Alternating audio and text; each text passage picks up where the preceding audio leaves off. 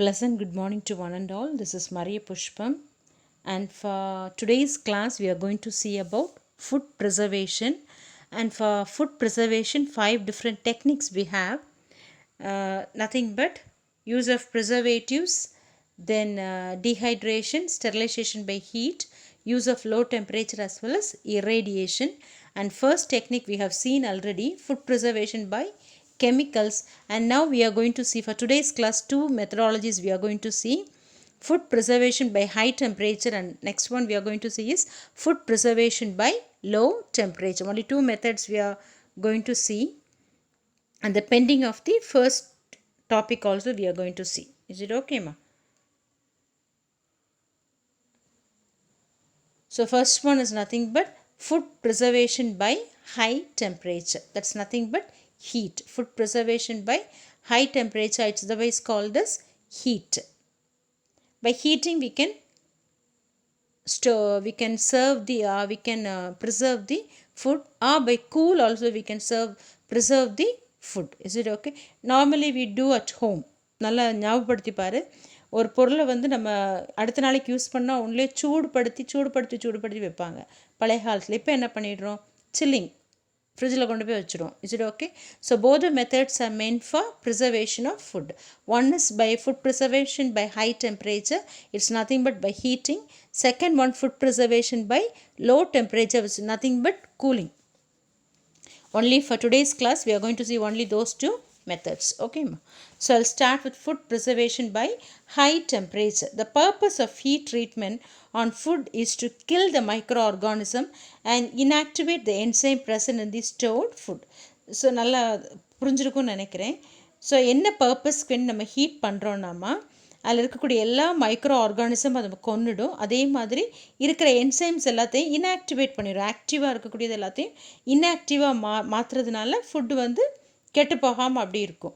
Most bacterias are killed in the temperature of the range 82 degree to 93 degree. உனக்கு 82லேருந்து 93க்குள்ளே most of the bacterias வந்து இறந்துடும். So 2 மெத்தடில் நம்ம வந்து ஃபுட் ப்ரிசர்வேஷன் பை ஹீட்டில் பண்ணலாம். ஒன்று வந்து pasteurisation, another one is sterilisation.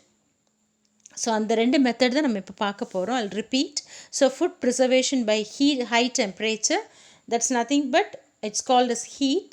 And if you take the heat, என்ன பர்பஸ்க்கு வேண்டி நம்ம ஹீட் பண்ணுறோன்னா ஃபுட்டை வந்து 2 பர்பஸ். ஒன்று வந்து மைக்ரோ ஆர்கானிசம் அது கொன்னுடும், இன்னொன்று இருக்கிற எல்லா என்சைம்ஸும் அது என்ன பண்ணிடும், இன்ஆக்டிவாக கன்வெர்ட் பண்ணிடும்.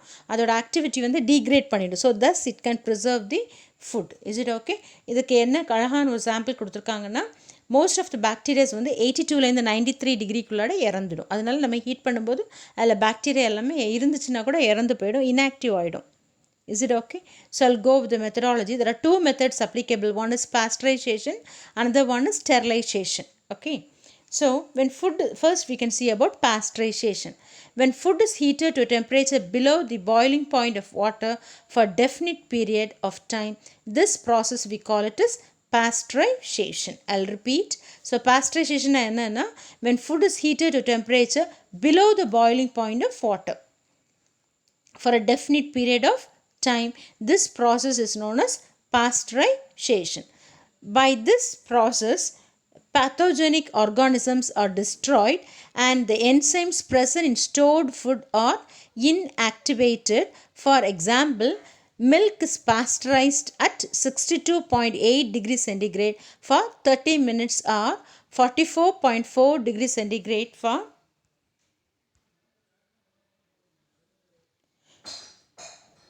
25 minutes or 72 degrees centigrade for 15 minutes. So this we call it as pasteurization. நார்மலாக நம்ம கேள்விப்படுறது வந்து pasteurized milk அப்படி சொல்லுவோம். பதப்படுத்தப்பட்ட பால். பதப்படுத்துதல்னால் இதுதான், சரியாப்பா? So what I mean by அந்த பாஸ்டரைசேஷன் என்னென்னா, நம்ம வந்து பாய்லிங் பாயிண்ட் ஆஃப் வாட்டரை விட குறைவான டெம்பரேச்சரில் வச்சு ஒரு குறிப்பிட்ட டைம் அதை ஹீட் பண்ணோன்னா that method we call it as pasteurisation. So அப்படி பண்ணும்போது இருக்கக்கூடிய pathogenic organism, that's nothing but bacteria, fungi, இதெல்லாம் இருக்குதுல்ல, இது மைக்ரோ ஆர்கானிசம் எல்லாமே வந்து இறந்து போயிடும். Is it okay? So I'll repeat the method once again. So what I mean by pasteurization means when food is heated to a temperature below the boiling point of water. Water boiling point வந்து 100 degree centigrade சரியாமா. So அதை விட குறைவான டெம்பரேச்சரில் நம்ம heat பண்ணிவிட்டு நம்ம சிம்மில் போட்டு ஹீட் பண்ணுவோம். நார்மலாக பொருட்களை போட்டு வச்சுட்டு என்ன பண்ணலான்னா you have to keep it for some time. ஒரு 15 மினிட்ஸோ 20 மினிட்ஸோ அதே ஹீட்டில் நம்ம வச்சுக்கணும். அப்படி பண்ணும்போது that method we call it is pasteurisation. By this process என்ன நடக்கும்னா pathogenic organisms are destroyed and the process and the enzyme present in the stored food gets inactivated. So example என்ன கொடுத்துருக்கான், நம்ம மில்க் எப்படி பாஸ்டரைஸ் பண்ணுவான்னு கொடுத்துருக்கான். 62.8 degree சென்டிகிரேட்னா 30 minutes வைக்கணும். 44.4 degree சென்டிகிரேட்னா 25 minutes வைக்கணும். 72 டிகிரி சென்டிகிரேட்டில் பண்ணிங்கன்னா 50 மினிட்ஸ் வச்சா போதும். Is it okay? டெம்பரேச்சரை கூட்ட டைம் வந்து குறையுது. 72னா 15 மினிட்ஸ், 64.4னா 25 மினிட்ஸ், 62.8னா வந்து 30 minutes. So this method we call this pasteurization, and normally pasteurization is done for milk. பதப்படுத்து பால் பதப்படுத்துறதுக்கு யூஸ் பண்ணுறோம். Okay. So next method we call it sterilization. இதுவும் ஹீட்டிங் ப்ராசஸ் தான். The process in which food is heated to 115 degree centigrade for 15 minutes or 145 degrees for 1 or 2 minutes to achieve complete destruction of organism is called sterilization. நம்மளோட injection syringes எல்லாம் பார்த்தீங்கன்னா syringes, அப்புறம் குழந்தைகளோட feeding bottle, nipple, all this things has to be sterilized. நம்ம sterilize பண்ண பொருட்கள் வந்து use பண்ணோன்னா அதில் மைக்ரோ ஆர்கானிசம்ஸ் வந்து இருக்காது. சின்ன குழந்தைகளுக்கு என்ன கொடுத்தாலும் what they normally do is they sterilise the thing and then they use, because it will be preventing the thing from micro organism infection. அப்படி வராமல் இருக்கிறதுக்கு வேண்டிய நம்ம என்ன பண்ணுறோன்னா ஸ்டெரிலைஸ் பண்ணுறோம். நம்ம நார்மலாக என்ன பண்ணுவாங்க, நல்ல தண்ணியில் போட்டு கொதிக்க வைப்பாங்க. கொதிக்கிற தண்ணியில் அந்த பொருளை போட்டு வச்சுட்டிங்கன்னு இருக்குங்களா, எல்லா மைக்ரோ ஆர்கானிசம் கம்ப்ளீட்டாக வந்து இறந்துடும். அதனால தான் குழந்தைங்களோட பால் bottle, nipple, then what and all, syringes இதெல்லாம் பார்த்தீங்கன்னா, அப்புறம் நம்ம டென்டல் கிளினிக் போனீங்கன்னா எல்லாத்தையுமே அந்த tongs what are things they are using, all the things will be sterilized. So it kills the micro organisms completely. So this phenomena we call it is sterilization. Sterilization எப்படி பண்ணணும்னா 145 degree centigrade வந்து 2 minutes வச்சா போதும், 1-2 நிமிஷம். அதே 150 degree சென்டிகிரேட்னா 15 minutes வந்து வைக்கணும். அப்படி வச்சிங்கன்னா எல்லா ஆர்கானிசம்ஸ் வந்து இறந்து போயிடும். So this phenomena we call it sterilization. So நீ பாஸ்டரைசேஷன் பண்ணலாம், அப்படி இல்லைன்னா என்ன பண்ணலாம், sterilization is the best method compared to pasteurization. So மில்க்குக்கு வந்து அப்படி பண்ண முடியாது. So we go with pasteurization. இந்த ஸ்ரிஞ்சஸ், பாட்டில், இந்த மாதிரி விஷயங்களெல்லாம் என்ன பண்ணுவாங்கன்னா ஸ்டெரிலைஸ் பண்ணது தான் யூஸ் பண்ணணும் அப்படி சொல்லுவாங்க. I think you have heard of. Yes. So sterilisation is nothing but it's a purpose of complete destruction of micro organism. எல்லா ஆர்கானிசம்ஸ் வந்து இறந்துடும். அதில் 100% ஆர்கானிசம் இருக்காது நம்ம ஸ்டெரிலைஸ் பண்ண பொருளில். சரியா? ஸோ அது எப்படி பண்ணணுன்னா அந்த ஃபுட்டை நம்ம என்ன பண்ணோம், 150 டிகிரி சென்டிகிரேட் 15 மினிட்ஸ் பண்ணோம். அப்படி இல்லைன்னா 145 degree centigrade for 1 to 2 minutes. So this phenomena we call it as sterilization. So next method of this food preservation we are going to see is food preservation by low temperature, or we call it as cooling. சரியா? Most bacteria, yeast, molds grow best at a temperature range of it is nothing but 16 degree to 38 degree centigrade, and they do not grow below 5 degree centigrade. மெயினாக பார்த்தீங்கன்னா 16லேருந்து 38 degree சென்டிகிரேடுக்குள்ளே எல்லாம் வளருமா. எது? Bacteria, yeast, mould. அதனால் நம்ம தயிர்லாம் வெளியே வச்சோன்னா room டெம்பரேச்சர்லேயே நமக்கு என்ன ஆகிடும், எல்லாமே கெட்டு போயிடும். Is it okay? It's mainly because they grow in that particular temperature 16லேருந்து 38. நம்ம என்ன பண்ணிக்கலாம், 5 டிகிரியில் வச்சிங்கன்னா அது வந்து வளராது. ஸோ என்ன பண்ணலாம், the retardation can be done. Is it clear now? So I'll repeat the point once again. So food preservation by low temperature, that's nothing but cooling. இதுக்கு எதுக்கு பண்ணுறோம் ரீசன் சொல்லிடுறேம்மா. பாக்டீரியா, ஈஸ்ட், மோல்டு எல்லாம் எப்போ வளரும்னா 16 to 38 degree சென்டிகிரேடில் வளரும். அது மாதிரி அந்த growth எப்போ ஸ்டாப் ஆகும்னா 5 டிகிரி சென்டிகிரேடில் வளராது. Okay, is it clear? So I'll go into the method now. So the retardation of microbial growth and enzyme activity at low temperature is the basis for preservation of food at low temperature. And there are two methods. One is refrigeration, another one is deep freezing. One is refrigeration, another one is deep freezing. Deep freezing ஒன்று இருக்குது, இன்னொன்று வெறுமனே refrigeration. Is it okay? So 2 methods are available. So food preservation ஞாபகம் வச்சுக்கோ. கோலில் எப்படி வச்சு cool கண்டிஷனில் எப்படி வச்சுக்கலாம்னா 5 டிகிரி சென்டிகிரேடில் மைக்ரோ ஆர்கானிசம்ஸ் வந்து வளராது. எப்போ வளரும்? 16 to 38 டிகிரி சென்டிகிரேட். ஸோ நீ கூல் பண்ணி வச்சா அந்த மைக்ரோ ஆர்கானிசம் வளராமல் அப்படி இருக்கும். Is it okay? So refrigeration means storage of food for a short period at a low temperature. The temperature in the home refrigerator is usually 5 degree centigrade. நம்ம வீட்டில் இருக்க fridge எல்லாமே உள்ளே பார்த்தீங்கன்னா கொஞ்சம் கூல் இருக்கும். It's nothing but it's 5 degree centigrade. It is sufficient to reduce the activity of the microorganism. And normally what is a gas used in refrigerator? It is nothing but freon. It's nothing but it's a chlorofluorocarbon. Freon gas தான் அதில் வந்து circulate பண்ணுவாங்க cooling கொடுக்கறதுக்கு. சரியாம்மா? So is it clear? So I'll repeat the point once again.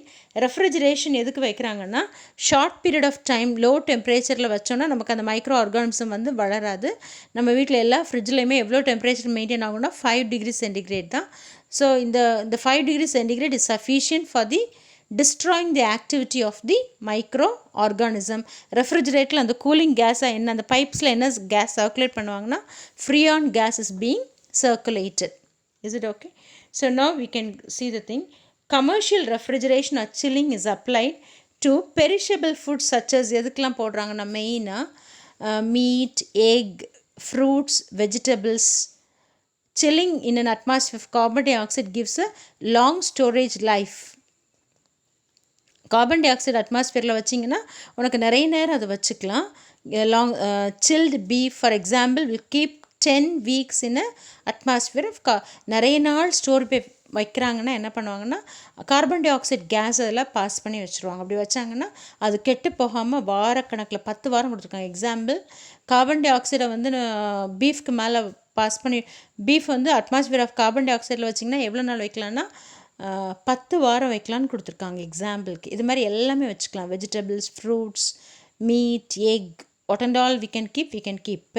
இதெல்லாம் அழுகி போகும்னு நினைக்கிறோமா எல்லாமே இதில் வந்து வச்சுக்கலாம். பட் இது வந்து நிறைய நாள் வைக்கிறது, நிறைய நாள் கழித்து யூஸ் பண்ணணுன்னா we have to maintain atmosphere of carbon dioxide. Otherwise simply we can use. வீட்டில் நம்ம ஃப்ரிட்ஜ் வச்சுருக்கிறது வந்து 5 டிகிரி சென்டிகிரேட்னால நமக்கு தேவையான பொருள் நம்ம அதில் வச்சு யூஸ் பண்ணிக்கலாம். Is it okay? That also prevents growth of bacteria. Next one is deep freezing. So what I mean by deep freezing na enna? Deep freezing is a method for long term storage of food. நம்ம short term ஸ்டோரேஜுக்கு யாரை use பண்ணிக்கலாம்? Refrigeration வந்து use பண்ணிக்கலாம். நிறைய நாள் store பண்ணி வைக்கணும் அப்படின்னா நீ என்ன பண்ணணும்னா டீப் ஃப்ரீசிங் தான் போகணும். It's a method for long term storage of food. Domestic freezer store food at a temperature of about -18 degree centigrade. At this temperature, microorganisms and enzymes gets inactivated. There is a 3 basic methods for deep freezing. வந்து நமக்கு 3 method வந்து இருக்குது. சரியா? ஸோ என்னெல்லாம்னா first one air freezing, then indirect contact freezing, direct contact freezing. Air freezing இருக்குது, indirect contact freezing இருக்குது, then direct contact freezing இருக்குது. சரியா? So first one is cold air is blown over the food packets in a temperature of about -18 degree to -34 degree centigrade. இது வந்து ஏர் blowing. சும்மா காற்றை வந்து -80 டிகிரிலேருந்து -34 degree சென்டிகிரேடில் cool ஏரை வந்து ஃபுட்டுக்கு மேலே பாஸ் பண்ணி வச்சுருப்பாங்க. அப்படி வச்சு that we call it as air freezing. இது வந்து லாங் டேர்ம் ஃப்ரீஸ் பண்ணி வைக்கிறதுக்கு. அது மாதிரி இன்டைரக்ட் ஃப்ரீசிங் என்னென்னா food packets are placed between metal plates cooled by a refrigerant at temperature of about -18 degree to -45 degree centigrade. Metal பிளேட்டை cool பண்ணியிருப்பாங்க. So அதனால் அதில் வைக்கிற ஃபுட்டெல்லாம் கெட்டு போகாமல் இருக்கும். ஸோ டைரெக்டாக அந்த கேஸ் வந்து இதில் காண்டாக்டில் இருக்காது. Is it okay? Third method is direct contact freezing.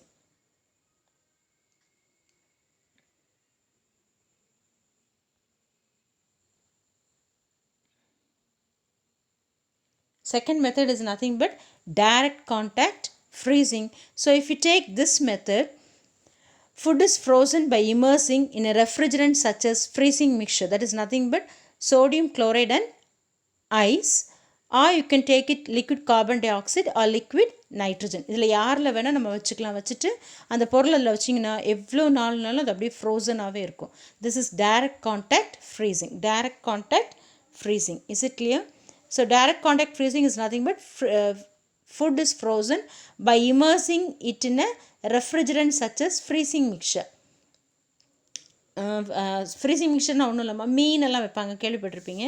Sodium chloride and ice வச்சுக்கலாம், அல்லது லிக்விட் கார்பன் டை ஆக்சைடு வச்சுக்கலாம், அல்லது லிக்விட் நைட்ரஜன் வச்சுக்கலாம். இது வச்சிங்கன்னா மாதக்கணக்கில் கெட்டு போகாமல் அப்படியே இருக்கும். எப்படி வைக்கிறோமோ எவ்வளோ நாள் கழிச்சு எடுத்தாலும் ஃப்ரெஷ்ஷாக இருக்கிறது மாதிரி இருக்கும்.